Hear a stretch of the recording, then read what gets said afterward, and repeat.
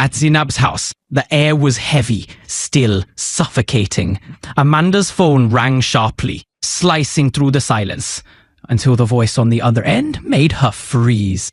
"Auntie, it has happened," the maid whispered. "Madame Vera, she is pregnant again. Her womb carried it." Amanda's eyes widened, her lips trembled. "What?" she gasped. No, it can't be. Her womb was damaged. Are you telling me she's carrying another baby?" "Yes, auntie," the maid replied, almost in tears. "I saw her today. Her belly is already growing. I'll send you a picture." The line went dead. Amanda staggered backward, her phone slipping from her hand. She stood frozen, breath shallow, mind spinning. Why Vera? Why does she keep winning? Zinab, watching closely, leaned forward with a wicked smile. "What is it? You look like you've seen a ghost." Amanda's voice cracked. "Mother, she's pregnant. Vera is pregnant again." Zinab blinked, then burst into cruel, mocking laughter. It echoed through the room like thunder. "So the little peasant womb has not dried up after all," she sneered. "She dares to carry another heir for ducats? How sweet, how pathetic." Amanda's face twisted in pain. "Mother, this is unfair. That baby will bind her to him forever." "Shh!" Zinab hissed, raising a finger. Her eyes gleamed with cruelty. "This is not the end of her victory. This is where the game begins. If she wants to cradle joy, I'll make sure her joy turns to ashes." Amanda stared, half fearful, half desperate. "Mother, what are you saying?" Zinab stood, her expression cold and merciless. She walked to the window, speaking to the shadows. Her lips curled into a smile that carried no warmth. "It's time I visit Vera myself," she said slowly. "She thinks she's safe in that mansion with her big belly, her maids, her nurse, her doting husband. But she forgets. Shadows crawl into palaces too. And when I'm done, she'll wish she never carried that child." Amanda's heart pounded, torn between dread and dark hope. Zinab turned, her eyes burning. "Vera," she hissed, "watch your back, because I am right behind you." Amanda's lips trembled. Another, soon. Both mother and daughter were laughing, loud, cruel, merciless laughter that filled the house like a haunting melody of vengeance. Outside, the wind rattled the windows. As though the world itself shivered at the storm Zinab was preparing to unleash. Bamitai, the next morning. The house was quiet, but Zinab was already awake. Her frail hands trembled as she folded faded clothes on the bed, wrappers dull and torn at the edges, gowns patched with stitches that whispered of battles long fought. Amanda watched silently, frowning. "Mom, why are you arranging these rags? I thought you kept them to burn. Why not wear your royal gowns, the ones that truly belong to you?" Zinab paused, her face unreadable. Then slowly, a bitter smile curved her lips. She turned to Amanda, her voice laced with steel. "My child, survivors of war never fight the same way twice. If they cling to old methods, they risk becoming victims again. These faded clothes, they are my armor now. They will hide me, lower the eyes of my enemies, and make them underestimate me." Amanda's eyes widened. She had never heard her mother speak with such raw intensity.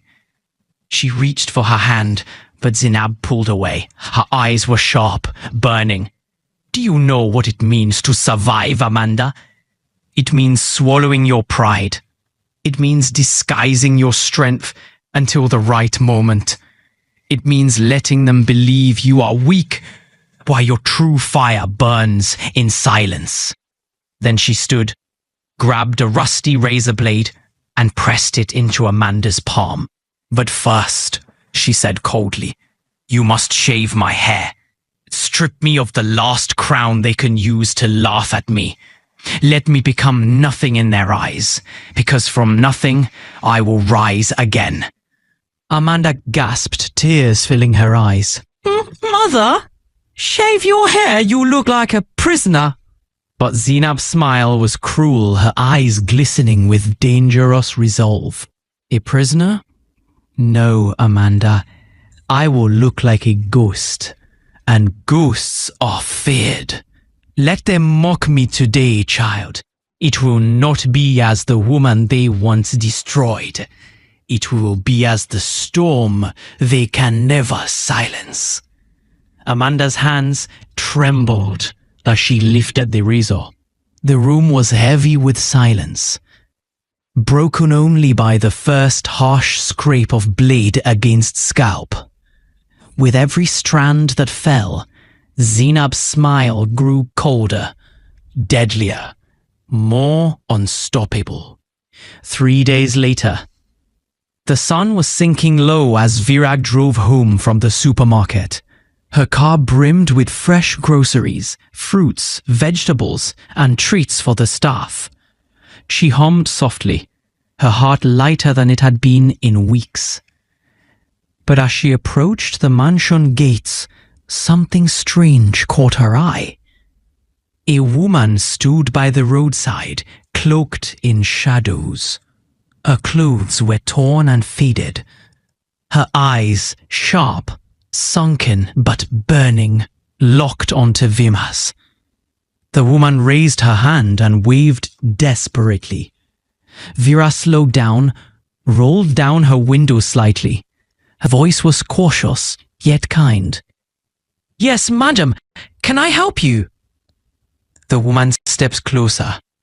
Her voice trembled, but there was a force behind it.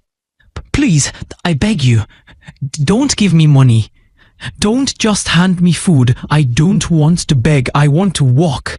Let me be your cleaner, your maid. Let me earn whatever you give me. Just don't drive away.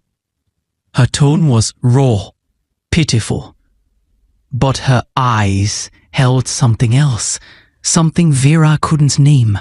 Vera blinked, unsettled, but her compassion silenced the alarm bells. She offered a soft smile. All right, I understand. Please come back tomorrow morning. I'll see what I can do. The woman's lips stretched into a faint smile, not warm, but twisted. Thank you. You won't regret this, madam. Vera nodded and drove into the mansion, her heart strangely restless. Behind her, the woman stood still, watching the gates close.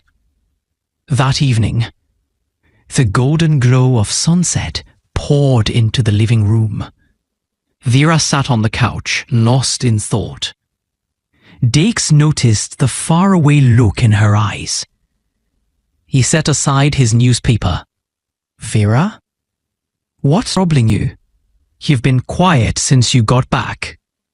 She sighed, twisting her fingers. On my way back, I saw a woman. She looked so broken. Her clothes were torn. She hadn't eaten in days. She waved me down and begged me on her knees to let her work in our home. Not for money, not for comfort. She said, "Don't just give me food. Let me work for it. Make me useful." Her voice trembled. Dave leaned back, watching her closely. He smiled faintly. I know you, Vera. You've always had a soft spot for people like that. You can't walk past a wounded bird without nursing it back to life. If this is pulling on your heart, then I trust your judgment. If you're comfortable with it, I am too. Vera blinked, a tear slipping down her cheek. Thank you, Dakes, she whispered, holding his hand. I don't know why, but something in my spirit tells me I shouldn't turn her away. Morning, as the golden rays of the sun crept across the sky, Vera was already awake. Her thoughts lingered on the woman she'd met the day before. The torn clothes, the trembling voice, the desperation in her eyes. Vera's heart, ever soft, refused to ignore such a plea. She had instructed the maids to prepare a light breakfast, just in case the woman returned. And indeed, as the mansion gates creaked open, there she was, walking slowly but purposefully. Her clothes were faded, her scarf loosely tied, her steps heavy with the weight of storms no one else could see. The guards eyed her warily, but Vera's voice rang out from the balcony. "Let her in. That's the woman I was expecting." The woman lowered her head and entered the compound, her heart racing. She had only seen such wealth from afar. Now she stood at its doorstep. She adjusted her scarf nervously, but Vera's warm smile gave her courage. "My dear, you came back," Vera said softly, her eyes filled with kindness and curiosity. The woman dropped to her knees, clutching the hem of her dress, as tears welled up. "Madam, thank you for this chance. I'm not here to beg for food alone. I want to work. Let me sweep, clean, wash, anything. You may never know what this means to me." Vera's heart melted. She gently lifted the woman to her feet. No, stand, please. You're welcome here. This is not a place where you'll be mocked or turned away." The maids nearby exchanged glances. They had never seen Madame Vera this soft. But her kindness was no performance. It was her truth. She led the woman inside, her hand resting gently on her back. "Sit," Vera said, pointing to a cushioned chair. "You must be hungry. Eat first, then we'll talk." The woman's hands trembled as she lowered herself into the chair. When the maids served bread and tea, she whispered a prayer before eating. Every bite felt like a miracle. "Madame Vera," she said, voice breaking, "I will never forget this kindness. May the heavens reward you." Vera smiled gently. "Just be faithful. Treat this home as your own. That's all I ask." The woman nodded, tears slipping quietly down her cheeks. But inside, her heart whispered, "One day you'll know who I truly am. But for now, let me play this role." Vera led her through the mansion, its marble floors gleaming in the morning light. The woman's eyes darted from chandeliers to family portraits to staircases that seemed to touch the sky. She masked her awe with a bow of gratitude, her secrets buried deep.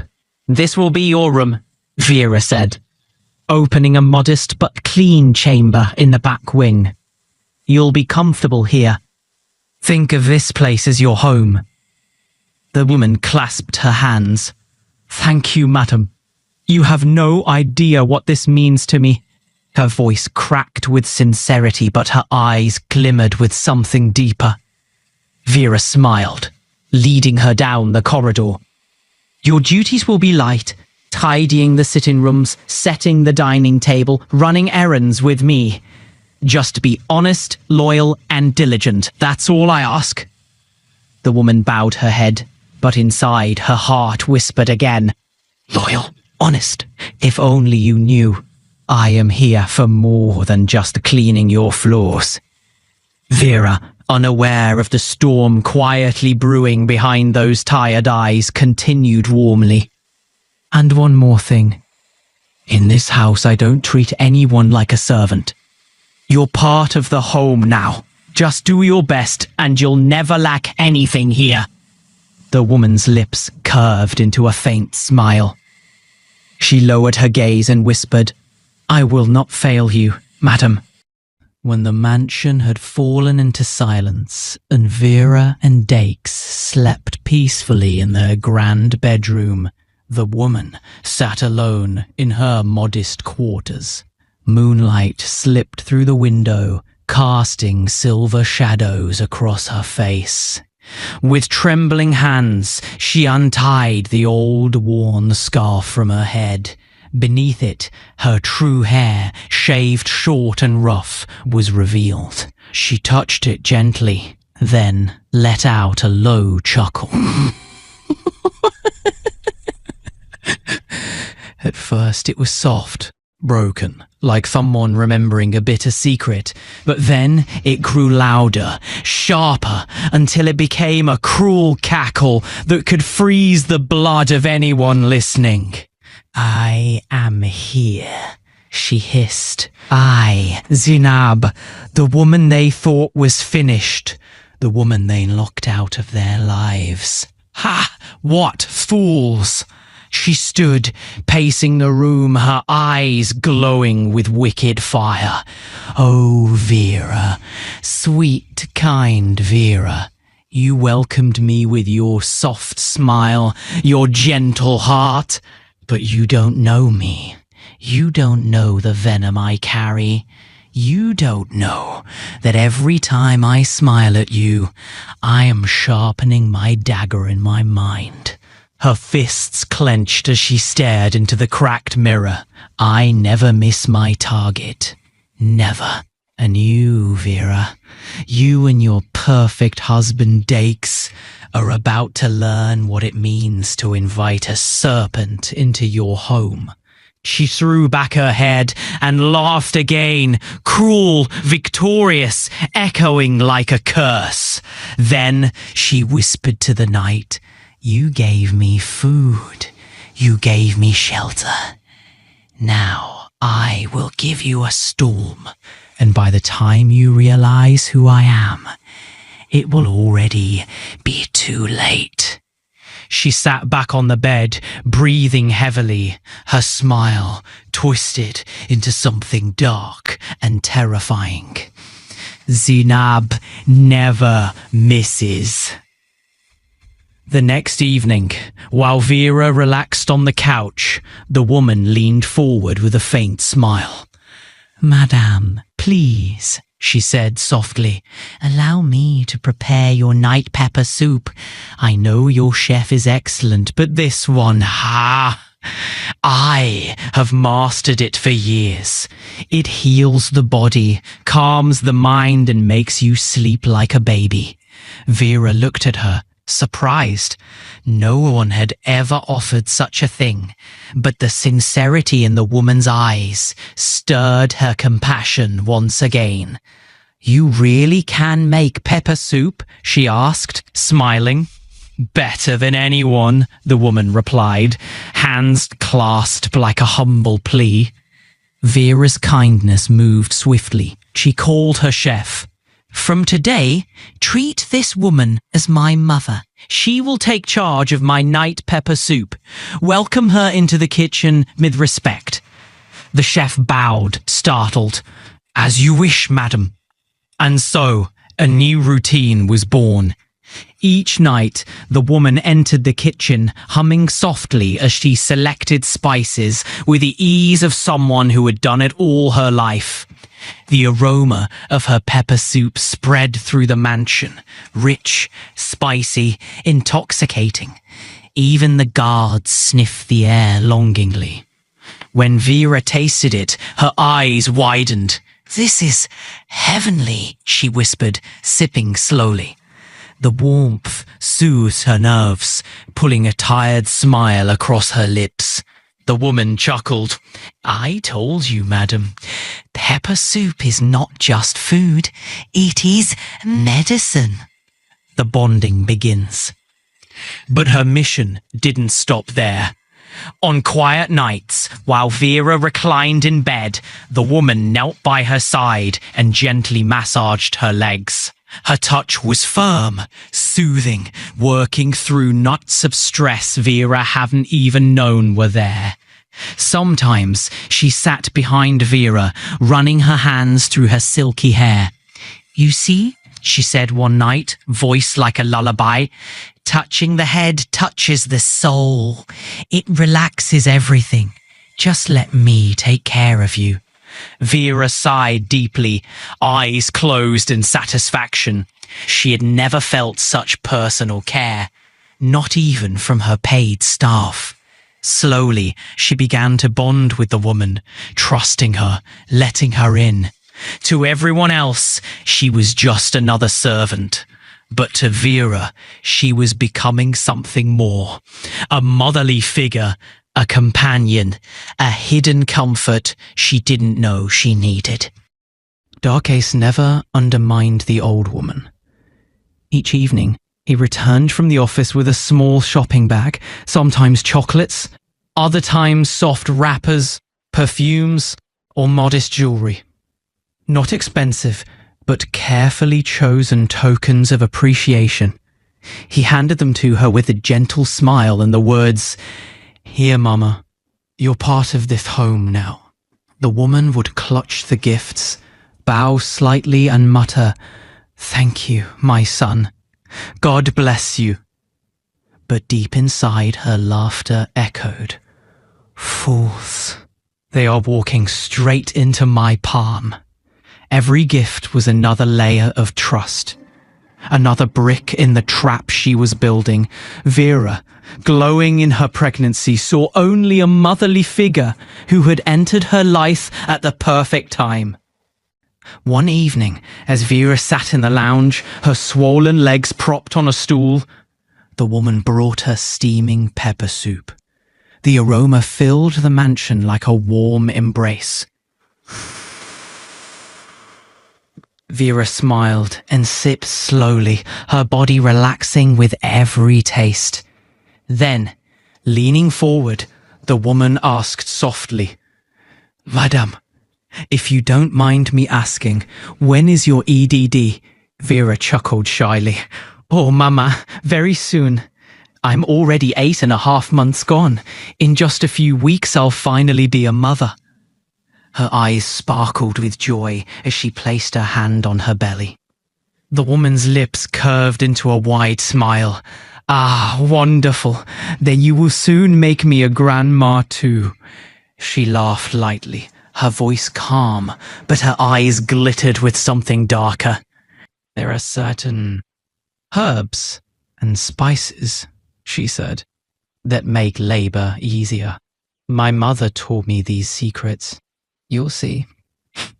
When the time comes, you'll be thanking me." Vera squeezed her hand gratefully. "Thank you, Mama. You've been more than a blessing." The woman tilted her head, smiling like a true matriarch. "Don't worry, my child. I'll start preparing the special pepper soup for you, one that will prepare your body for the day of joy." Vera smiled in relief, unaware of the storm brewing beneath that smile. Night after night, the woman became more entwined with Vera's comfort, massaging her feet, brushing her hair, feeding her spoonfuls of special pepper soup, whispering soothing words. To the world, it looked like love. To Vera, it felt like a second mother. To the woman, it was the perfect setup. Sudden morning erupted into chaos. The old woman groaned loudly, clutching her stomach as if torn by invisible blades. Vera, already trembling, shouted at the driver, "Take her to the hospital now! She's dying!" But Rosalind, the quiet maid who had never raised her voice, stepped forward with a calmness that cut through the panic like steel. "No, madam," she said sharply. "She's not leaving this house until she tells us who she really is." The room froze. Even Dakes flinched. "What are you talking about, Rosalind?" he barked. "This is a mother to us. Let's save her life." Rosalind tilted her head, her lips curling into a cold smile. "Exactly, sir. A mother? Then let her prove it. She knows what I mean. Isn't that right, Mama Maid?" The old woman's eyes widened. A bead of sweat rolled down her temple. She staggered, clutching her stomach tighter, her breathing ragged. Vera turned to Dakes, her voice cracking. "Please, Dakes, do something." But Dakes lowered his head. his voice barely above a whisper. I can't do anything outside Rosalind's instructions. Vera's jaw dropped. What are you saying? Rosalind lifted her chin, her voice ringing through the room like a verdict. Because, Madame Vera, I'm not just a maid. I'm an undercover police officer. Gasps erupted. Maids screamed softly, hands flying to their mouths. Vera's knees buckled. The old woman's eyes bulged wide as she gasped in horror. You, she stuttered, pointing a trembling finger at Rosalind. But Rosalind stepped closer, her eyes cold and piercing. Enough games, Mama. The medicine you've been slipping into Madame's pepper soup, I know. I've watched you every night. You think I don't see? Now speak before it's too late. The room hung heavy with silence, broken only by the old woman's labored breathing. The mask was about to come off. The silence in the living room was sharp enough to cut through bones. Everyone stood frozen. The only sound was the groan of the old woman clutching her stomach, her face twisted in unbearable pain. Rosaline's voice sliced the air like a blade. Madame Vera, I must tell you the truth. For a whole week, I have been monitoring this woman. Every night, while she cooked, I swapped the pepper soup she gave you with another pot I secretly prepared. I poured hers away, but when she began adding those special spices, I knew something wasn't right. So I set a trap. Vera's eyes widened, her heart pounding. A trap? Rosaline nodded firmly, pointing at the writhing woman. Yes, madam. When Mr. Dakes agreed to my suggestion that everyone must take pepper soup at night, it was deliberate. I made sure she drank her own pepper soup each time, while yours was specially prepared by me. That way, if there was poison or charm, she would face it herself. And now look at her. This pain is no ordinary sickness. The woman let out a piercing scream. Oh! My stomach! My chest! I am finished! Oh! She rolled on the floor, tears streaming down her face, as everyone watched in horror. Vera, trembling, rushed to kneel beside her. Please, Rosaline, whatever it is, let us save her life first. She's an old woman. But before she could finish, the woman suddenly grabbed Vera's hand, her nails digging deep into her skin.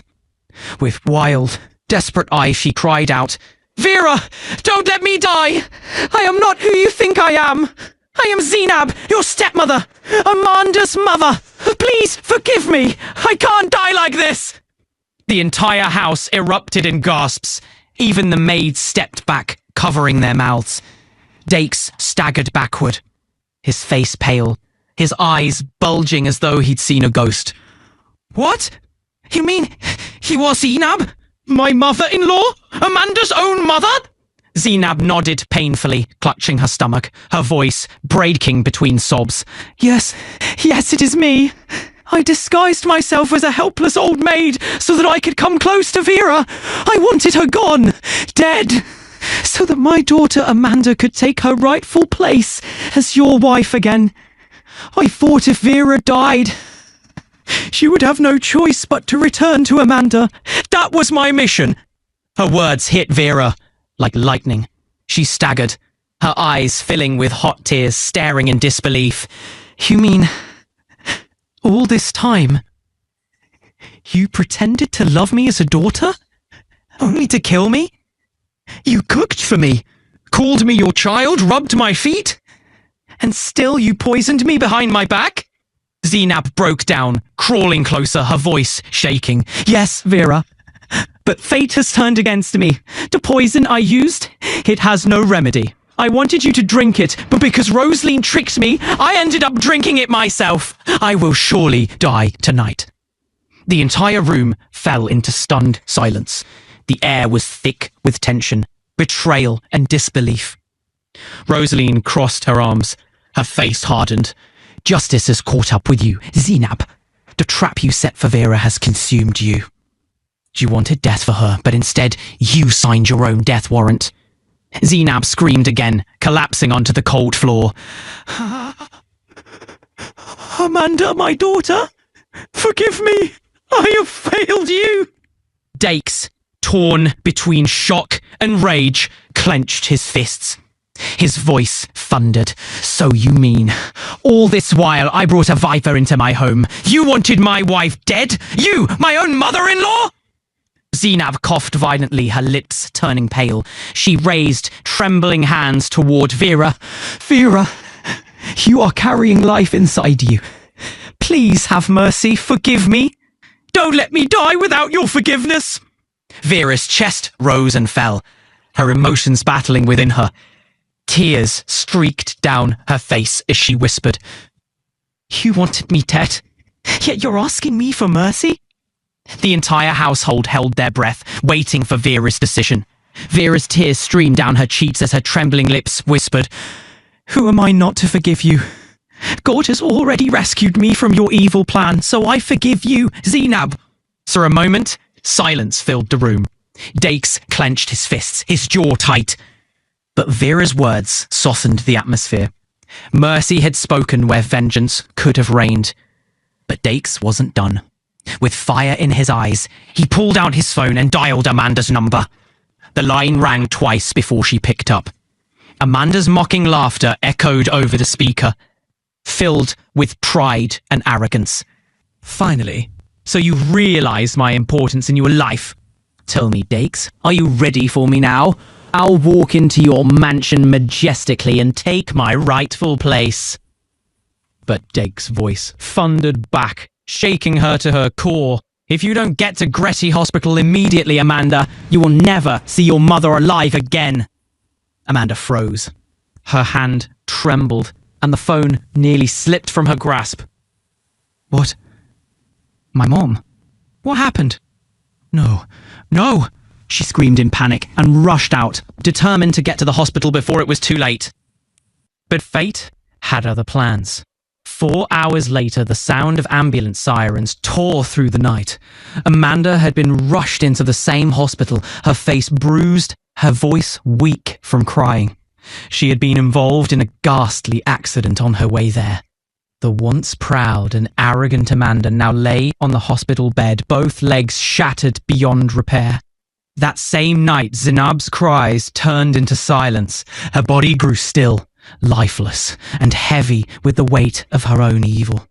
Her final breath carried regret, but no one could save her from the poison she had sown. 2 weeks later, Amanda wheeled herself out to the veranda of her now empty home. The loneliness around her was deafening. The house that once buzzed with her proud laughter now echoed only with her regrets. She stared at her legs, tears dropping endlessly as she whispered, Why? Why did I allow greed and jealousy to destroy me? What have I gained? Meanwhile, across town, a different picture was painted. In the cozy embrace of joy, Vera sat by her husband's side. Dake smiled down at her, his arm wrapped protectively around her shoulder as they both cradled their beautiful newborn baby. The cries of the child were not cries of sorrow, but of life, hope, and new beginnings. They rejoiced not only for the gift of a child, but for the divine rescue from evil, for the preservation of love, and for the sweet victory of forgiveness over destruction. Hello, beloved viewers. Thank you so much for watching this touching and powerful story to the end. If you enjoyed it, don't forget to subscribe, like, and share so more people can be blessed by it. Drop your thoughts in the comment section. What lesson did you learn from Vera's story?